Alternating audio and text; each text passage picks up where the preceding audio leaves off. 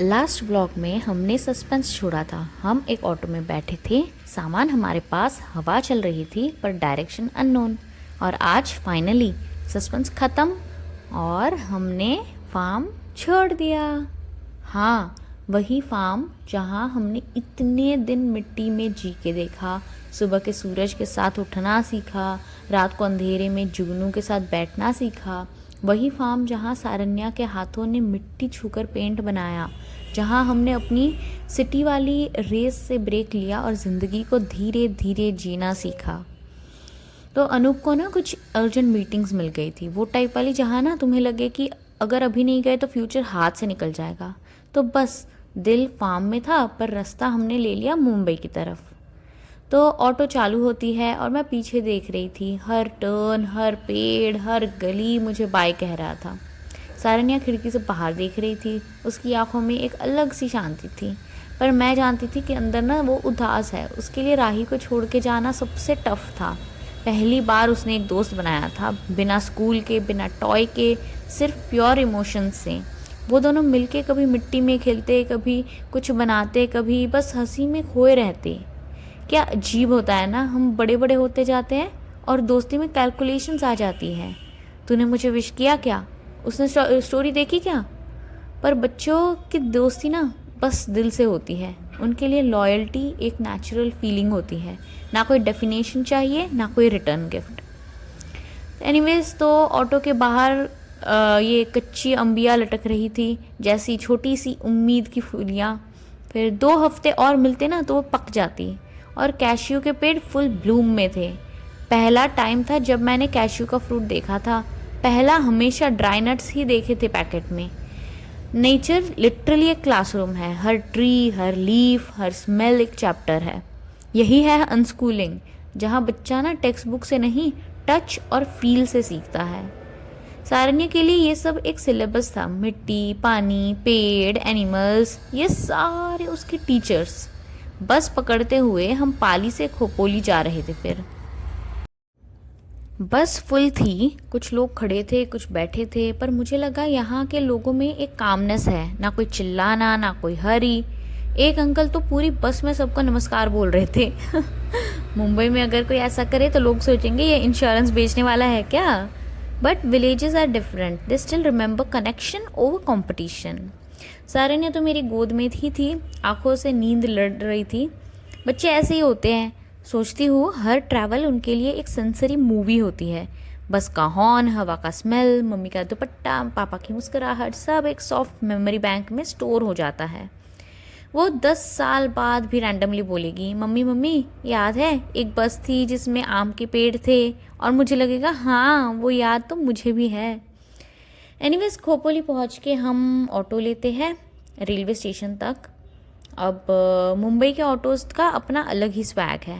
Madam metre से चलेंगे क्या? और अगर आप बोले शेयरिंग चाहिए तो ऑटो वाले भैया का ईगो हर्ट हो जाता है। मुझे पर्सनल प्रेफरेंस है कि जब मैं न्यू रूट्स के लिए मीटर लेती हूँ, और जो डेली के रूट्स होते हैं ना उनके लिए शेयरिंग वाले ऑटोज लेती हूँ। शेयरिंग ऑटोज एक छोटी सोशल एक्सपीरियंस होती है। तुम एक स्ट्रेंजर के साथ 10 मिनट बैठे होते हो और कभी कभी लाइफ के सबसे अच्छे कन्वर्सेशंस वही होते हैं। एक बार एक ऑटो भैया ने मुझे बोला था, मैडम जिंदगी में मीटर पे मत जियो। तब से मैं सीरियसली सोचती हूँ ये लोग फिलोसोफर भी होते हैं, सिर्फ ड्राइवर नहीं। फिर स्टेशन पे पहुंच के हमने ट्रेन का वेट किया। सारन्या के लिए ये सब एक फेयर जैसा था, लोग, लाइट्स, अनाउंसमेंट्स। मैं खुद भी हर स्टेशन पे आके नॉस्टैल्जिक फील करती हूँ यहाँ पे। मुंबई मेरे लिए कोई सिटी नहीं है, मेमोरी लेन है। यहाँ मैंने कॉलेज किया, यहाँ पहली बार सोलो ट्रैवल किया, पहली सैलरी यहीं के बस पास से कमाई थी लिटरली। हर बार लौट के आती हूँ लगता है मैं बदल गई, पर सिटी वही की वही है। फिर हमारी ट्रेन आ गई और हम ट्रेन में बैठ गए। सारन्या तो बहुत एक्साइटेड थी, सारे जो वेंडर्स होते हैं उन्हें देखकर, सारे लोगों को देखकर। और बस खड़े होकर उसको नींद बहुत आ रही थी, पर वो इधर उधर देखे जा रही थी कि क्या हो रहा है, क्या हो रहा है करके, एकदम एक्साइटेड सी थी। सारन्या कुठे जाती है, कुठे जाती है तू? फिर हम फाइनली डोंबिवली पहुँचे, बट जब तक हम पहुँचे ना तब तक वहाँ सनसेट हो चुका था और सारा जो डोंबिवली का मार्केट है ना, उसके लाइट बोर्ड्स चमक रहे थे, हर लाइट जैसे कह रही हो कि वेलकम होम बेटी। फिर इतना लेट हो गया था तो अब तो वहाँ पे गैस वैस कुछ नहीं ना, पूरा घर खाली करके साफ़ कर दिया है। तो हमने क्या किया, डिनर के लिए ना हमने चाइनीज़ ले लिया। और मैं गारंटी से कह सकती हूँ हर मुंबई करके लाइफ में एक फेवरेट चाइनीज़ कॉर्नर होता ही है। और हाँ, हर चाइनीज़ कॉर्नर में वही प्लास्टिक वाली चेयर, वही प्लेट, वही मंचूरियन और हर बाइट के साथ एक कंफर्ट फीलिंग। हाँ, जैसे अब मैं घर आ गई बस। फिर अगला दिन, न्यू मॉर्निंग, ओल्ड एनर्जी। मैं हर बार मुंबई आके फील करती हूँ मुझे सिर्फ कुछ दिन मिलते हैं अपनी ज़मीन को टच करने के। मैं मराठी मुल्की हूँ, अंधेरी, गोरेगांव, दादर यही मेरी रूट्स है। पर साल भर ट्रैवल और काम में बिज़ी होने के बाद जब यहाँ आती हूँ तो हर फुटपाथ भी मुझे अपना ही लगता है। कभी कभी सोचती हूँ दोस्तों को मिलूँ, पर सब अपनी लाइफ में बिज़ी होते हैं और मैं डिस्टर्ब नहीं करना चाहती। इंट्रोवर्ट्स के ना ये कॉमन प्रॉब्लम है, हम दूर नहीं होते, बस क्वाइटली केयर करते हैं। फिर हमारा नेक्स्ट स्टॉप था चर्च गेट। ओह गॉड, ये जगह, ठंडी हवा, पुरानी बिल्डिंग, सी ब्रीज और एक नॉस्टैल्जिक रिदम। मैंने सारन्या को कैरेट बीटरूट का जूस पिलाया, मेरा कॉलेज टाइम सेवियर। उसने पहला सिप लिया और चेहरा बना लिया, क्लासिक टॉडलर रिएक्शन। फिर जब हमने फिनिश किया ना तब बोला और चाहिए। किड्स आर फनी, उन्हें ना टेस्ट से ज़्यादा ना स्टोरी पसंद होती है। फिर हम गए क्यानी एंड को, एक ऐसी ईरानी कैफ़े जहाँ वक्त थोड़ा स्लो चलने लगता है। बटर पाव, अकूरी, बीन्स, सॉसेज और वो ओल्ड स्कूल चाम। टेबल पे छोटी ग्लास बॉटल में केचप और वॉल पे फेडेड फोटोज। सारन्या को ईस्टर एग्स देख के लगा जैसे फेरीलैंड आ गए हो।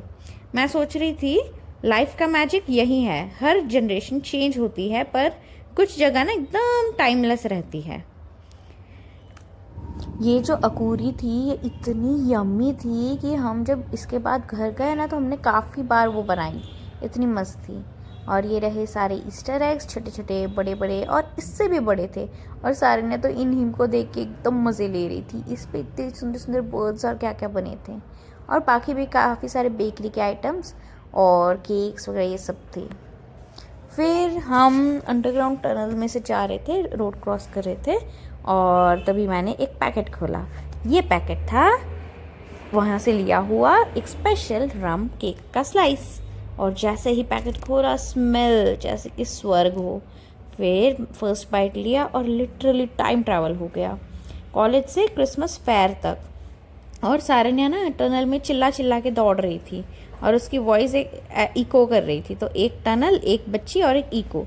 उस मोमेंट में पता क्या लगा कि जैसे दुनिया के सबसे प्योर साउंड्स ना वही होते हैं जिनमें खुशी होती है, वो भी बिना रीज़न के।